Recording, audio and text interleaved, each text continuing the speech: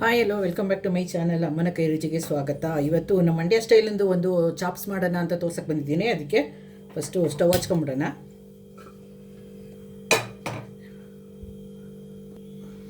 Oil ಹಾಕೋತಾ ಇದ್ದೀನಿ. ಅದಕ್ಕೆ ಸ್ವಲ್ಪ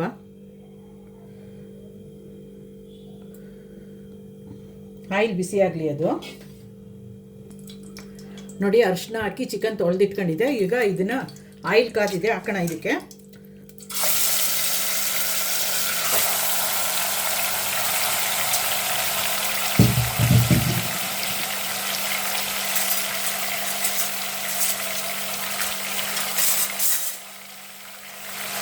ಸ್ವಲ್ಪ ದುಂಡು ಹುರ್ಕೊಳ್ಳೋಣ ಇದನ್ನು.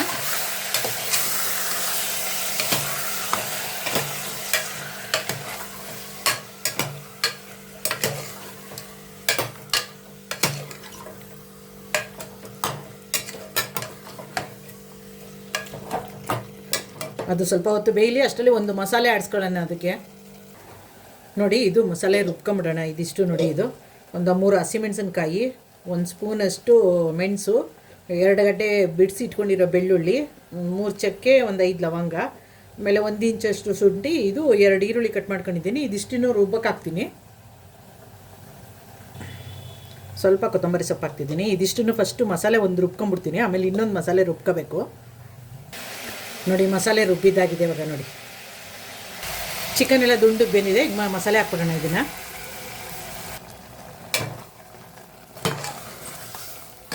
ಸ್ವಲ್ಪ ಹಸಿ ವಾಸನೆ ಹೋಗೋ ತನಕ ಬೇಯಲಿ. ಯಾಕಂದರೆ ಮಸಾಲೆ ಇದು ಹುರಿದಿಲ್ವಲ್ಲ ನಾನು, ಅದಕ್ಕೆ ಅದು ಸ್ವಲ್ಪ ಹಸಿ ವಾಸನೆ ಹೋಗೋ ತನಕ ಬೇಯಲಿ ಅದು. ನೋಡಿ, ಅದು ಮಿಕ್ಸಿ ತೊಳ್ಕೊಂಡಿದ್ನಲ್ಲ, ಅದು ಸ್ವಲ್ಪ ನೀರು ಹಾಕ್ಬಿಡ್ತೀನಿ, ಅದು ಬೇಯಲಿ. ಮತ್ತು ಇನ್ನೊಂದು ರುಬ್ಕೊಳ್ಳೋಣ ಇವಾಗ. ನೋಡಿ, 1 ಹಿಡಿಯಷ್ಟು ತೆಂಗಿನಕಾಯಿ ಹಾಕ್ತಾಯಿದ್ದೀನಿ. ಮತ್ತು ಟೊಮೊಟೊನು, ಇದೆರಡನ್ನೂ ರುಬ್ಕೊಂಬಿಡ್ತೀನಿ. ಉಪ್ಪು ಹಾಕ್ಬಿಡೋಣ ಈಗ. ಉಪ್ಪಿನ ಜೊತೆ ಚೆನ್ನಾಗಿ ಬೇಯಲಿ ಚಿಕನ್. ಅದು ಮುದ್ದೆಗೆ ಮಾತ್ರ ಸೂಪರಾಗಿರುತ್ತೆ.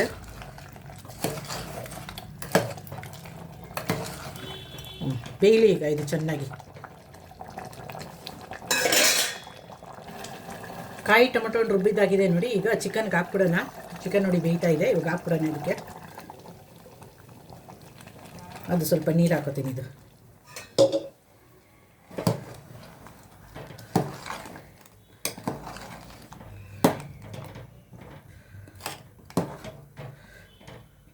ಕುಕ್ಕರ್ ಮುಚ್ಚಳ ಮುಚ್ಚಿಬಿಡೋಣ. 2 ವಿಷಲ್ ಬಂದ್ಬಿಡ್ಲಿ ಅದು.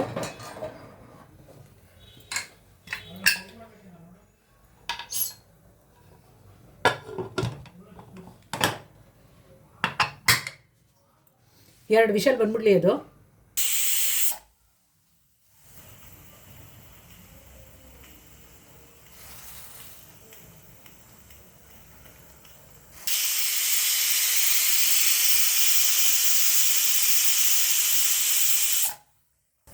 ಎರಡು ವಿಷಲ್ ಬಂದಾಗಿದೆ. ಕುಕ್ಕರ್ ಆರಿದ್ಮೇಲೆ ತೆಗೆದು ತೋರಿಸ್ತೀನಿ ಯಾವ ಥರ ಆಗಿದೆ ಅಂತ.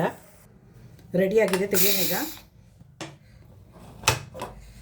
ನೋಡಿ ಎಷ್ಟು ಚೆನ್ನಾಗಾಗಿದೆ ಚಿಕನ್ ಚಾಪ್ಸು. ಘಮ ಘಮ ಘಮ ಘಮ ಅಂತಿದೆ. ಒಂದು ಸಾರಿ ಟ್ರೈ ಮಾಡಿ ನೋಡಿ, ಅವಾಗ ನಿಮಗೆ ಗೊತ್ತಾಗುತ್ತೆ. ಮಂಡ್ಯ ಸ್ಟೈಲಿನ ಚಿಕನ್ ಚಾಪ್ಸ್ ರೆಡಿ. ನೋಡಿ, ನಮ್ಮ ಮಂಡ್ಯ ಸ್ಟೈಲು ಚಿಕನ್ ಚಾಪ್ಸು ಮುದ್ದೆ, ಬಿಸಿ ಬಿಸಿ ಮುದ್ದೆ ರೆಡಿ. ಯಾರಿಗೆಲ್ಲ ಇಷ್ಟ ಆಯಿತು ಅಂತ ಪ್ಲೀಸ್ ಕಮೆಂಟ್ ಮೂಲಕ ಹೇಳಿ. ಪ್ಲೀಸ್ ಪೂರ್ತಿ ವಿಡಿಯೋ ವಾಚ್ ಮಾಡಿ, ವಾಚ್ ಮಾಡಿ ವಿಡಿಯೋ ನೋಡಿ, ಸಪೋರ್ಟ್ ಮಾಡಿ. ಹೊಸಬ್ರು ಇದ್ದರೆ ಯಾರಾದರೂ ಪೂರ್ತಿ ವಿಡಿಯೋ ನೋಡಿ, ಲೈಕ್ ಮಾಡಿ, ಶೇರ್ ಮಾಡಿ, ಕಮೆಂಟ್ ಮಾಡಿ. ಹೊಸಬ್ರು ಸಬ್ಸ್ಕ್ರೈಬ್ ಮಾಡ್ಕೊಳ್ಳಿ. ಸಬ್ಸ್ಕ್ರೈಬ್ ಮಾಡೋದನ್ನು ಮರಿಬೇಡಿ.